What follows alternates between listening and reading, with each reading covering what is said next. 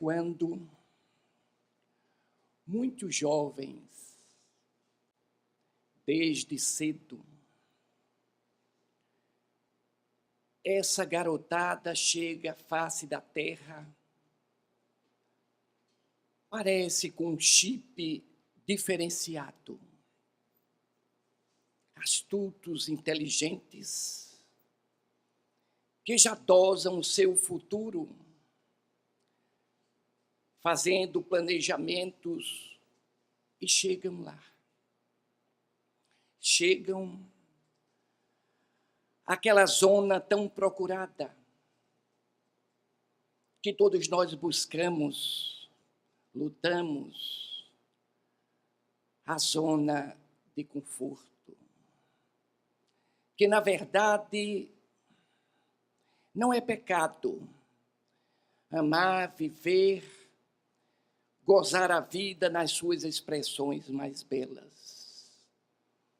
E esses jovens são tão diferenciados que se envolvem nos conhecimentos desde cedo e chegam à famosa estrada da horizontalidade, a estrada do ter, do usufruir. Essa estrada que com 20, 30 anos nós chegamos lá, com o nosso esforço pessoal bem claro. Mas a estrada da verticalidade, a estrada que a criatura humana é, medida da cabeça para cima. Essa estrada é muito difícil de penetrar, porque essa estrada é o ser, a criatura humana com modificações. Entrar nessa estrada, buscar o auto-melhoramento, a tolerância, buscar a afetividade nos dias de hoje. Não é fácil. Precisamos de muita determinação, de muita vontade, de muita prece. Mas, se formos um pouquinho mais nessa estrada da verticalidade, quando encontramos as dificuldades para superá-las, quando somos agredidos de maneira ingrata, principalmente com os nossos, precisamos sim da paciência. Da paciência não essa que nós falamos que perdemos ali e acolá. A verdadeira paciência é aquela que nós não perdemos. É uma linha reta, não oscila. E quando chegamos na caridade, como é difícil. Por isso, encontrar a estrada da horizontalidade, abraçar, albergar durante a vida a zona de conforto. 20, 30 anos, quem decide vencer encontra a razão de vitória. Sim. Mas a da verticalidade são dezenas e dezenas de vidas para conquistá-la. Por isso que o nosso irmão Jesus nos falou tudo com prioridade. Ele nos falou que devemos lutar, brigar, o esforço maior para levar aquilo que a traça não rói, o ladrão não rouba, nem a morte arrebata. Diríamos que seria a mesma estrada, a mesma porta estreita da vida. O sacrifício redobrado que temos que fazer para entrar nessa porta estreita é a estrada da verticalidade. Então, quando nós pensamos como buscar, qual é o caminho para ir ao encontro dessa estrada. Todos nós temos alguma coisa, é bem claro. Mas só através da consciência aclarada, do esforço pessoal todo dia, nós podemos dar um passo perante a nossa consciência. Essa consciência, na visão espírita, é uma consciência superior, bondosa, que nos dá as respostas da vida, do Pai misericordioso, que nos dá a oportunidade necessária para que nós possamos acertar os nossos passos. O que seria consciência? O termo significa conhecimento. Conhecimento poderíamos estar na estrada da horizontalidade, do esforço que nós fazemos dia e noite, às vezes, detrás de uma mesa, de um birô, para chegar lá.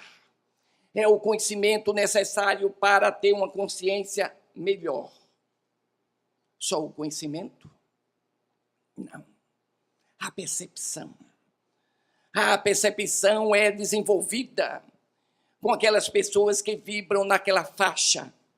A percepção de 360 graus. Essa é difícil. Mas é o começo para que nós possamos fazer um projeto de vida amanhã, para não tropeçar. A percepção do amanhã, que do ontem não é nem bom a gente fazer, porque é muito difícil ver as nossas dificuldades do passado. Então, a consciência seria o conhecimento, seria a percepção, mas também a honestidade. O que seria honestidade? A honestidade seria a ética. Ninguém tem a consciência aclarada se não tiver ética. E a honestidade está nesse contexto geral de uma consciência moderada, superior, aquela que nós fazemos o devido esforço em cada avatar. Então, a consciência seria conhecimento, a consciência seria percepção, a consciência seria honestidade e bom senso. O bom senso. Tudo que é bom é bom. O senso, a sensibilidade de cada um. Todos nós temos uma energia que nos engloba. Mas o bom senso, para termos o bom senso, temos que ter juízo. E o juízo sem uma consciência aclarada não é um bom juízo, por hipótese alguma. Silviana de Carvalho, agora todos descêssemos, fosse ao lado aqui, todos nós juntos, e batêssemos a porta da consciência, sabe quem iria nos atender? Era o dever da responsabilidade que temos de ter, o dever de pai, de mãe, de avô, de avó, de esposa, o dever no cumprimento da nossa profissão, da nossa profissionalidade. Mas por trás do dever, quando todos nós estávamos aqui embaixo olhando, que batemos a porta da consciência, vimos uma luz incandescente por trás do dever, que seria a moralidade. Aí é duro. Você junta em 20, 30 anos, chega lá o ter, mas o ser, temos que passar por essas etapas. Moralidade, a consciência reta, porque tudo começa no pensamento, depois vai para a verbalização, e depois vai para a ação. E a moralidade é constantemente essa vigilância maior, para que a sensualidade não nos toque, para que nós tenhamos o equilíbrio moral ilibado, para ter uma moral superior. A consciência também nos fala do eu, o eu de cada um. Não fala também da nossa existência. e fala de outras coisas relacionadas conosco mesmo. É muito difícil traçarmos uma linha de consciência, de discernimento. Mas o momento da consciência é aquele momento que nós elaboramos uma ideia. Uma ideia. A ideia de que nós somos. A ideia de que nós pretendemos nessa vida. O que nós pretendemos ainda. Esse advérbio de tempo para quem tem idade, ainda nessa vida. Uma ideia porque nós estamos aqui, acolá, nessa ou naquela situação. Diríamos, esse é o momento do discernimento evolutivo, ensinando-nos a selecionar o que devemos fazer quando podemos. O que podemos fazer quando devemos. Porque nem tudo que devemos fazer nós podemos. Mas nem tudo que podemos fazer nós devemos. Então, a consciência é essa linha autodifusa, sinuosa, ensinando-nos o correto daquilo que não é lícito. Está lá. O Paulo de Tarso, é o apóstolo dos gentios, Paulo de Tarso, né? Paulo de Tarso, Saulo de Tarso, em Corinto 10, 23, ele diz: todos nós podemos fazer tudo, mas nem tudo é lícito. Eu poderia agora, nesse exato momento, dar um grito aqui, mas não devo. Nós poderíamos que estar arquitetado, talvez em muita gente, talvez em mim. Mais tarde, contar a verdade, falar a verdade a alguém ou alguma pessoa. Mas a verdade é um ácido. Então nós temos que dosar. E a consciência até os anos 50, no século passado, era confundido com inteligência. Alguém que tivesse terminado engenharia, filosofia, psicologia, medicina, ou mesmo um professor que passasse pelo crivo do mestrado, doutorado, pós-doutorado, era tido como uma pessoa de consciência, de conhecimento. Mas Hitler, Himmler, Stalin eram pessoas astutas, perspicazes, hiperinteligentes, mas sem consciência nenhuma. Nenhuma. Zero. No Espiritismo, nós temos a resposta mais bela da consciência. No Livro dos Espíritos, quando falamos da consciência, nós paramos em 1019 perguntas, 1019 respostas. Todas elas gerando em torno da ciência, da filosofia e da doutrina espírita, da religião em face. E hoje, a ciência não consegue colocar uma vírgula a mais nem a menos. Há mais de 160 anos que o Consolador prometido chegou na face da Terra. Ela não conseguiu colocar nada. E Allan Kardec falou que se a ciência descobrir e avançar, tentar nos corrigir, nós seguimos aquele ponto que a ciência descobriu e seguimos adiante. Então, nós vemos na questão 623 do Livro dos Espíritos, quando Allan Kardec indaga as entidades venerandas, onde se encontra a lei de Deus? Na nossa consciência. Essa consciência aclarada, que nos chama a atenção para a verdadeira modificação das nossas vidas.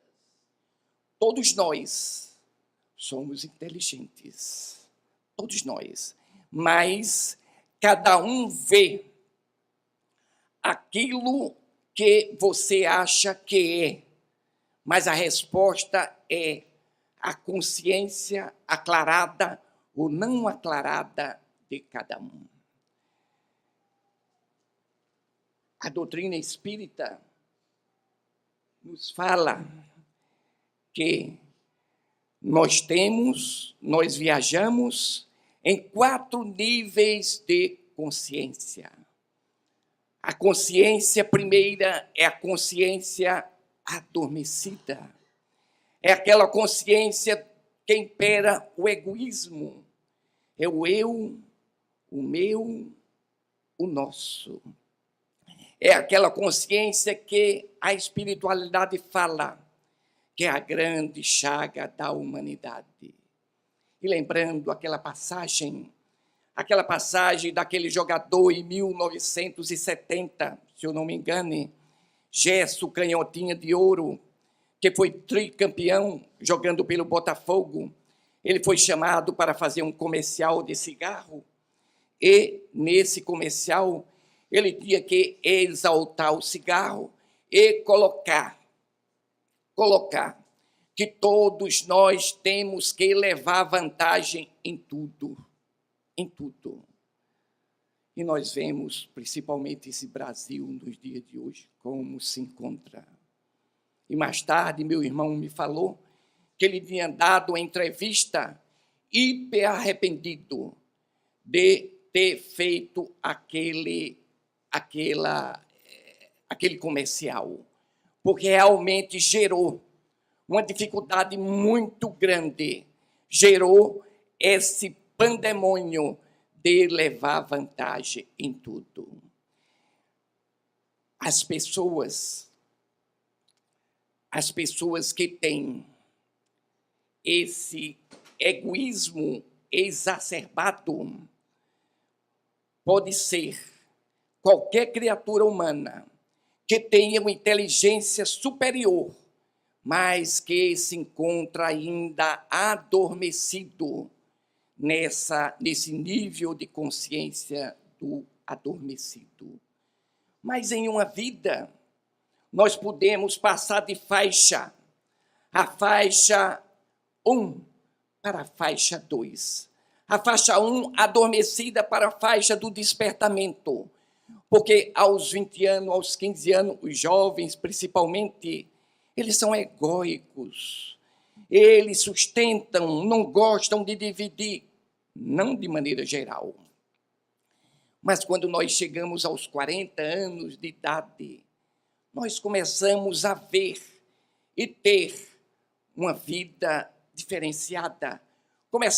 Começamos a ver e a sentir que precisamos mudar. E quando chegamos aos 60 anos de idade, existe um amadurecimento psicológico em todos nós. Feliz de quem segue esse amadurecimento. E esse amadurecimento faz com que nós possamos levar essa mudança necessária em todos os instantes da vida. Talvez as dores da alma. As dores da alma que nos pega e nos deixa de calça curta, vendo as dificuldades em nossa vida, e quando nós chegamos aos 60 anos, olhamos para trás, a dor, a dificuldade de maneira geral, e principalmente o aproximar da grande viagem que ninguém escapa. Ele olha e diz, meu Deus, 60 anos, como eu já vivi, o que eu fiz, o que eu posso fazer, essa conscientização, É esse amadurecimento psicológico que faz com que ele possa sair dessa faixa. Eu tenho um amigo meu que quando frequentava um centro, ele era presidente, uma pessoa hiper inteligente, professor, mestrado, doutorado, pós-doutorado, etc. E tal, e tinha um conhecimento profundo, fabuloso, tem, da doutrina espírita. Mas quando esse assunto de morte chegava, de partir para o outro lado de lá, ele dizia, pelo amor de Deus, eu prefiro a minha vida mais ou menos aqui. Não queria nem papo, o medo da morte. E aquele caso também, que uma vez, eu não sei se eu já contei aqui, que quando Chico Anísio brigou com Jô Soares, passou um tempo brigado naquela época, e depois voltaram as boas, etc. e tal, e Jô Soares chamou para fazer uma entrevista, Jô Soares, 11h30. E naquele papo gostoso, fraterno, aquela brincadeira dos dois, 1001 histórias a contar, Chico Anísio conta que, se eu não me engano, uma cidadezinha do interior lá do Ceará, existia um padre, mas um verdadeiro missionário de Jesus, que passou a vida inteira nessa cidade, bondoso, caridoso, amoroso, era idolatrado, amado por todo, porque ele se envolvia, entrava nas casas, saía, etc. e tal, e era uma verdadeira falação desse santo da Igreja Católica. Mas a vida é veloz, a vida passa depressa, é muito depressa mesmo. E ele envelheceu, adoeceu e chegou no estado crítico. E quando o bispo soube daquele homem notável, reuniu alguns padres daquela circunvizinha cidade e foram dar o apoio àquele padre. Numa cama, com as dificuldades, o bispo começou a falar, começou a dizer que ele tinha conseguido os bônus necessários para entrar no céu. Estaria do lado direito de Jesus, com certeza. E fez aquela explanação positiva. E o padre ali deitado, alquebrado, quase sem poder falar. Quando o bispo falou tudo que queria, disse, agora vamos fazer uma prece. E na hora da prece, o padre, com muita dificuldade, seu bispo, na prece, peça a Jesus para eu ficar um pouquinho mais aqui. Então, é essa faixa de 60 anos, quando há esse amadurecimento psicológico, em que muitas vezes nós acordamos, mas tem gente que chega aos 80 anos, apodrece e não amadurece. Então, quando nós passamos para a segunda faixa de consciência, a consciência mais aclarada, o despertamento, nós olhamos os outros amigos, parentes, colegas, com mais jeito.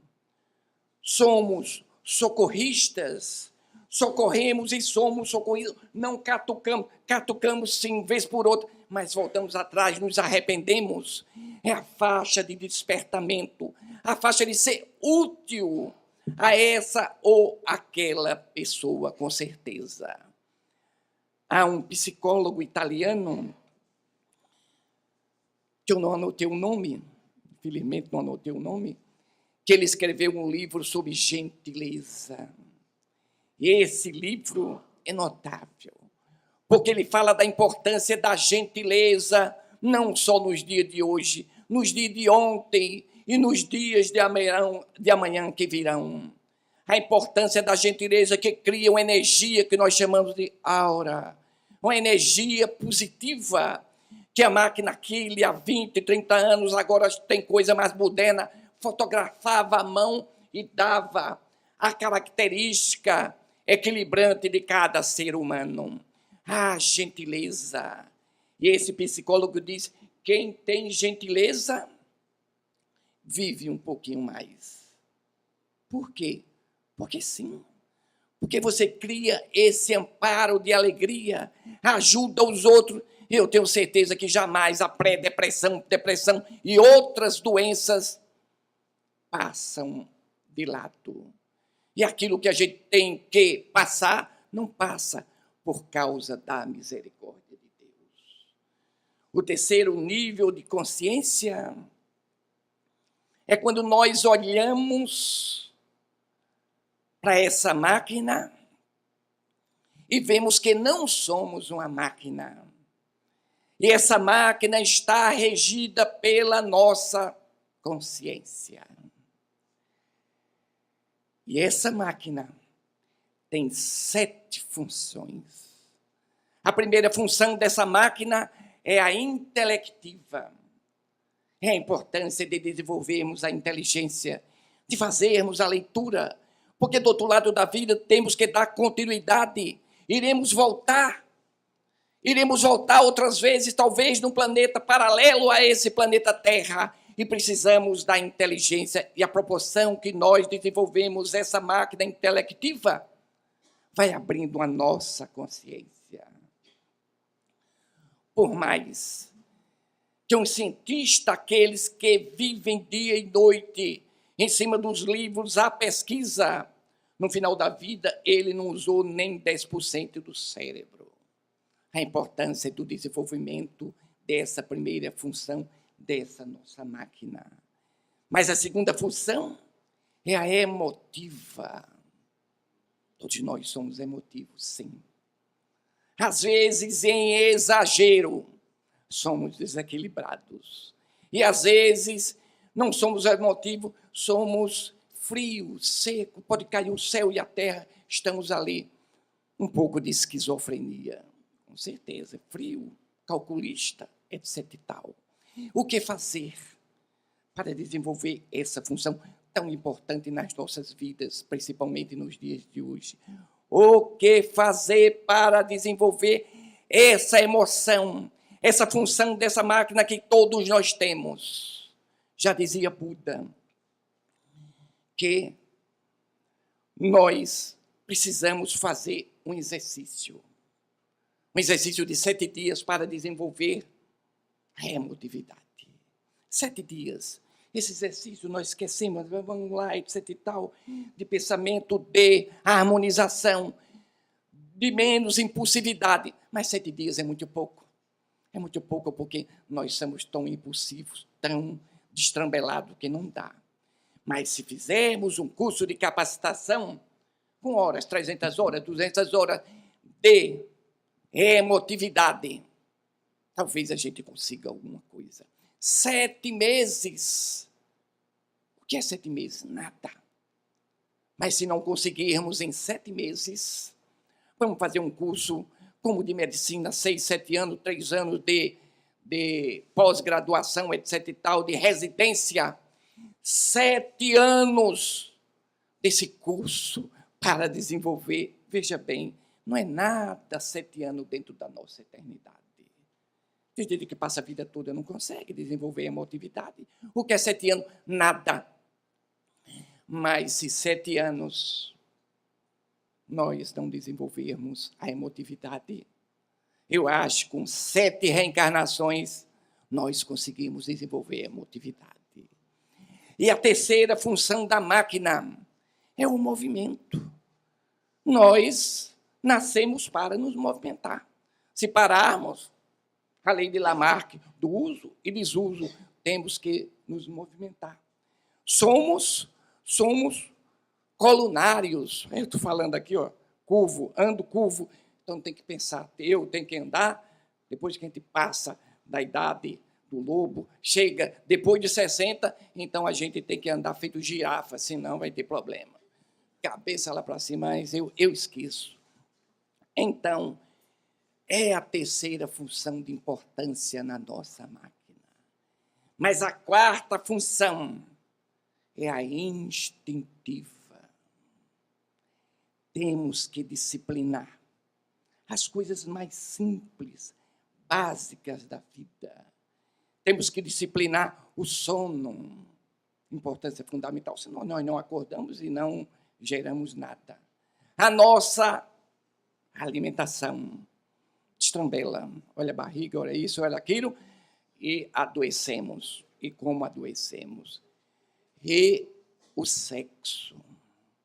Essas três funções da função instintiva são fenômenos automáticos da nossa primeira fase de evolução. A quinta função dessa máquina é a sexual. A função sexual, temos que harmonizar a nossa anatomia com a nossa psicologia, para que nós não possamos ter problema de consciência. A sexta função da máquina é a instintiva superior. É o nosso desenvolvimento dos valores transcendentais, apontando para a abstração. O que são esses valores transcendentais? São valores superiores, valores que o coração pulsa de maneira elevada. É a alegria, mas não aquela alegria de ter ganho um sorteio na cena, de ter ganho um carro. É uma alegria diferenciada, a alegria de estar vivo, de agradecer a Deus, de estarmos com essa oportunidade de evolução, nessa hora crítica que o planeta Terra passa. A alegria, envolver-se na abstração da beleza. Claro, a beleza da vida, a beleza das plantas, a beleza da outra, do outro, as belezas necessárias que ainda esse advérbio de tempo que nos coloca em xeque, nos chama a modificação. As belezas transcendentais. Olha o pôr do sol, a beleza da mata, o cântico do pássaro, o beija-flor. Vemos a fotossíntese ali. Nós não paramos para ver um jardim florido. Somos materiais. Penetrarmos na abstração das melodias.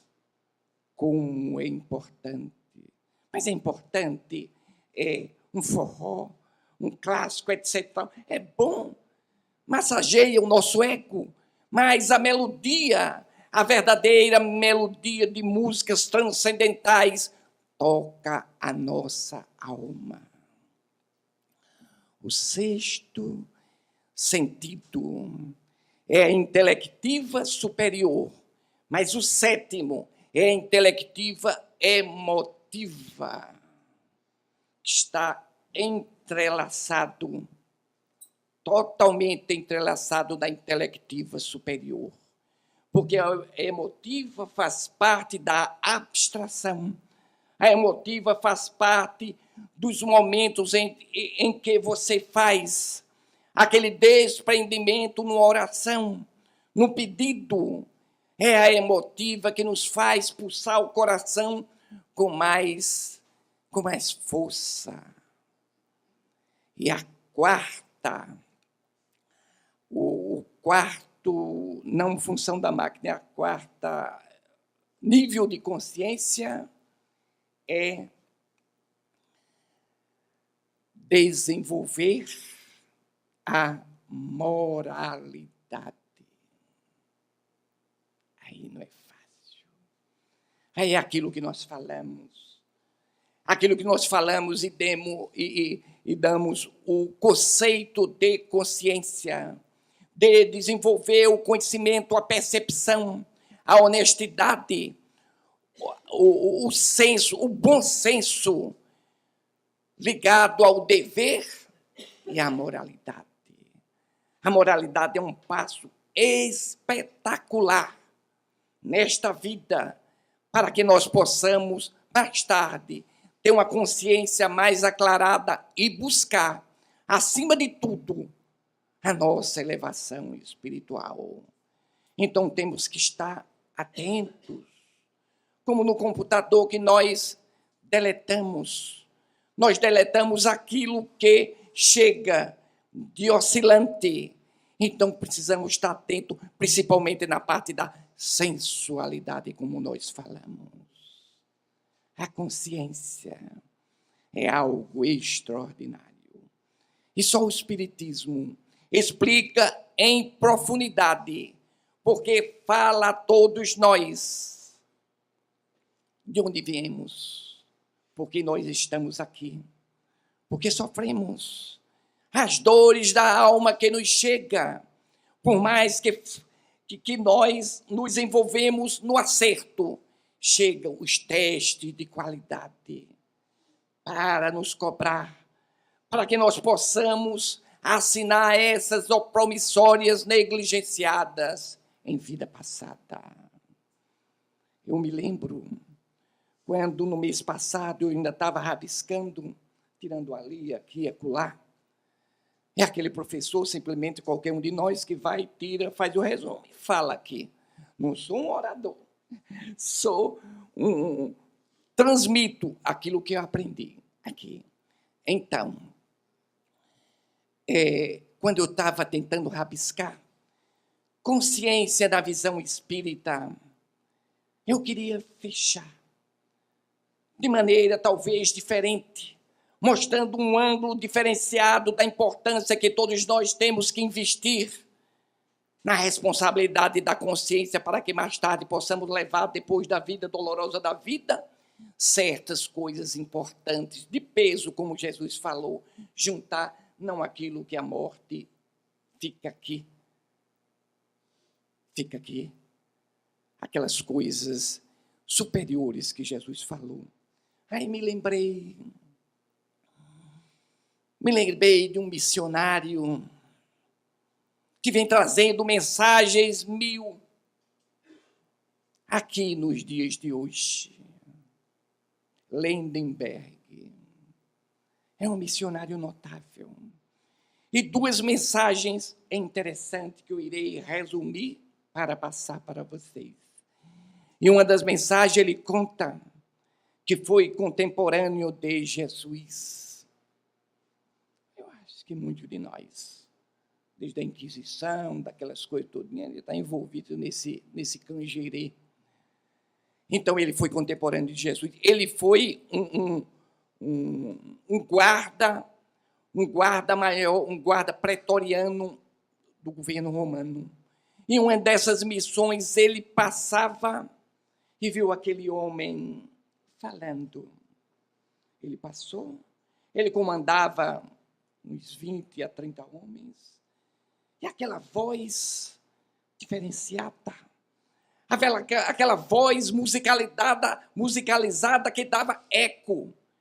Ele, em cima do cavalo, olhou para aquele homem, não estava nem perto, nem longe, mas estava para fazer a avaliação. Escutou.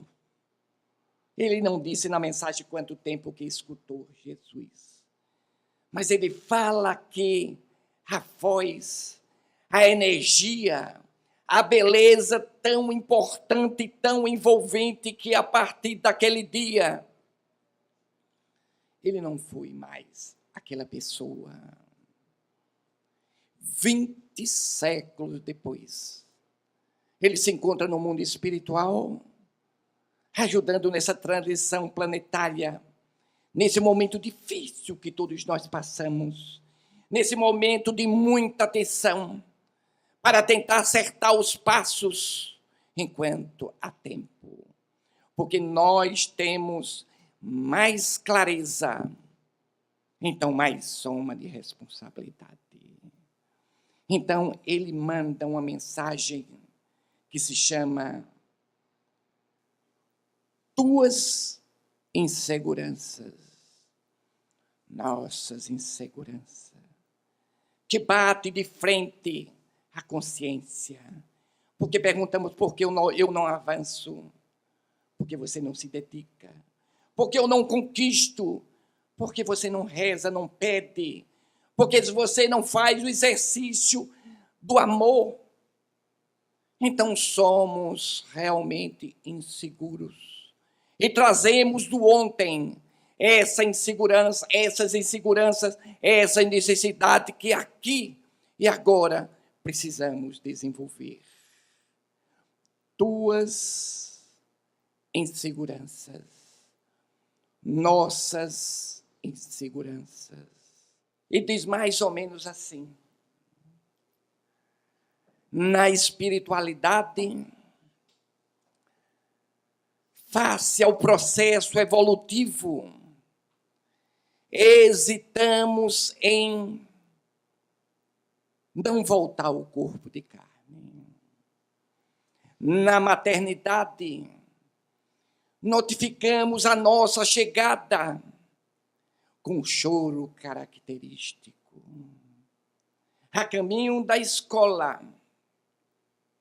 choramos para ficar em casa. Mas rumo à universidade, nos afligimos, sem saber se vamos ter êxito no futuro.